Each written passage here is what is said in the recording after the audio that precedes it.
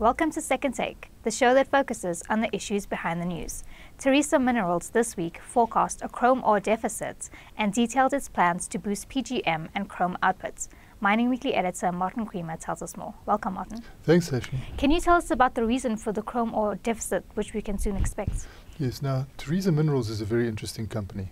That has been formed by the Peroulis family. Now, there was a time when I used to go and look for Lucas Peroulis, and they would say he's at Modder B, and I'd say, but I want to speak to him. They'd say, no, he's underground, and you'd have to go underground and talk to him. So he's been around in mining. The family came from Cyprus, and he got involved in mining here as a working person, and eventually started seeing a lot of opportunities. And he's created a lot of different mines, but one of them now is Tharisa Minerals.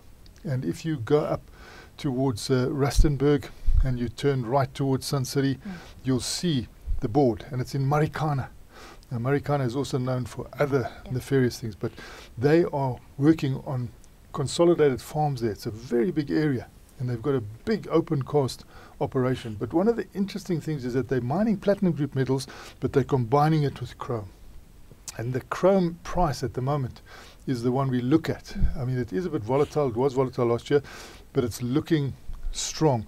Now, they were prepared with all both the local journalists and foreign journalists there. They were prepared to forecast that there's going to be a shortage of chrome ore in the short and medium term, and they're talking in terms of millions of tons. So that is a very, very interesting thing, and because it is being driven by the new situation in China. China at one stage used to import a lot of our ferrochrome. We used to be the big ferrochrome producer, but they started doing ferrochrome activities themselves, and we then started exporting a lot of raw chrome ore. And you've seen that build up, and you've seen South Africa lose some of its space in the ferrochrome, and it's driven by stainless steel, because you need that chrome ore to make that steel stainless. Without that chrome ore, it's not on. But the chrome ore first becomes ferrochrome. And that is what's driving, because the demand for stainless steel in China now is big. It used to be a situation where China would make the stainless steel and export it. Now, China makes the stainless steel and consumes it. Because all those people are running around, they're looking for washing machines with stainless steel, cars with stainless steel, all the things with stainless steel, and the demand is growing 3 to 5% a year. So all of a sudden they again, because of the lull that there has been in chrome particularly, they prepared in public to forecast a deficit of chrome ore, which of course gives opportunities for South Africans. Now, Tharisa has detailed a Vision 2020 plan to increase its PGM and chrome ore output. What is it? You see, because they've decided there's going to be a deficit, they now create a vision. What are we going to do to meet this deficit?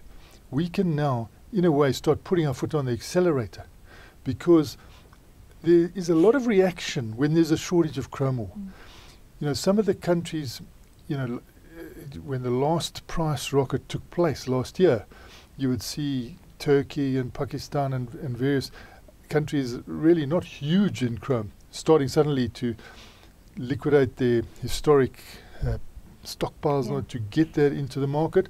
We also saw illegal activity in South Africa, where, if you go out onto the eastern limb, people were actually gathering chrome ore. That's not what you want. You need to have the bigger players spending money, putting in mining activity, increasing their mining, but bigger still, putting it through process plants, putting those plants up. So this is what Tharisa is saying. They're putting their money where their mouth is. So they're saying there's going to be a deficit, therefore we are going to have a new growth strategy. We're going to have a new growth thrust. And not only is our output going to be bigger than our record output last year in 2020, but it's also going to have higher value, because they're pretty smart. 75% of their product goes into, it's metallurgical chrome ore going into stainless steel, but 25% of that they're using for, they got specialty chrome products, and that's chemical grade chrome, foundry grade chrome.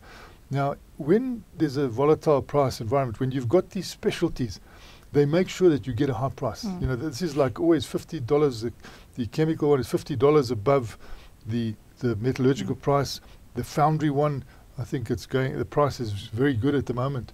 So that's where they are mixing. Their mix is very interesting. They've got a higher powered mix. Their plants are very interesting, where you'll have a combined platinum group metals chrome plant. You'll have also chrome tailings being involved. So the vision 2020 is to respond to the expected new demand. Now, in 2016, South Africa delivered half the world's production of chrome ore. Can we keep this up with the deficit looming? Well, we can. We've got a lot of chrome here. It will need a reaction like we're seeing now from Tharisa Minerals, where they're starting to produce more.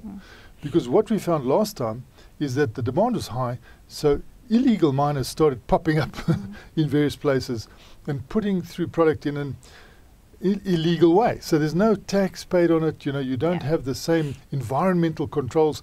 Every bit of mining negative is accentuated by illegal activity. There's no pluses there generally.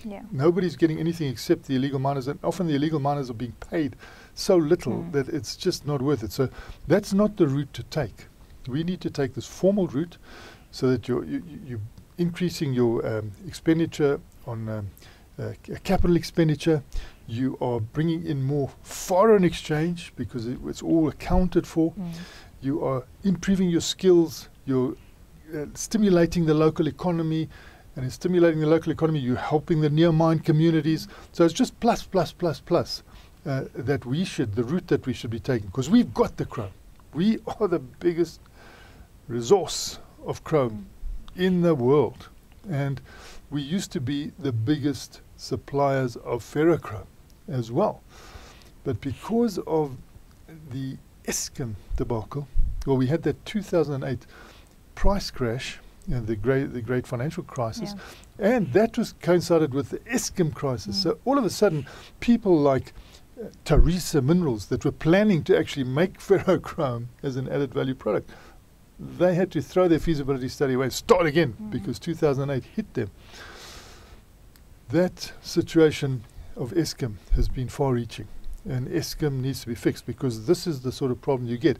You get a shrinking of your economy, and suddenly people are not prepared to put in the capital that's needed for processing, and we see that they haven't been wanting to go into the ferrochrome route, so we've lost a lot of that share in ferrochrome. Who's taken it? China. So you can see that we even have an advantage environmentally. Normally, when we're producing ferrochrome here, we make sure we don't destroy the atmosphere, whereas in the past, China hasn't been that conscientious. So some people are looking at the whole market now, including the Industrial Development Corporation, and saying, hey, we think there's a gap here for South Africa. If we can really take this commodity movement seriously now, and people can invest in a formal way, and we don't just have growing informal illegal mining. This can be very good for the country, and it can add to our growth, bring in more foreign exchange.